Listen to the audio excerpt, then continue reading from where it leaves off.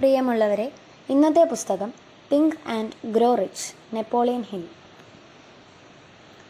Napoleon hill ഊന്നി പറയുന്നത് നമ്മൾ നമ്മുടെ വ്യക്തിപരമായ ശക്തി ദൗർബല്യങ്ങൾ വിശകലനം ചെയ്ത് ജീവിത വഴിയിലെ നിധികുംഭങ്ങൾ കണ്ടെടുക്കുവാൻ ആന്തരിക ചേതനയെ വളർത്തിയെടുക്കണമെന്നാണ്. അതിന് ഉന്നതമായ തലത്തിലുള്ള അച്ചടക്കവും അവനവനെ അറിയുവാനുള്ള നിരന്തര പരിശ്രമവും ആവശ്യമാണ്. ഒട്ടേറെ മികവുറ്റ പ്രായോഗികമാക്കാവുന്ന ബിസിനസ് ഉപദേശങ്ങളും ഈ കൃതിയിൽ ഹിൽ ഉൾക്കൊള്ളിച്ചിട്ടുണ്ട്.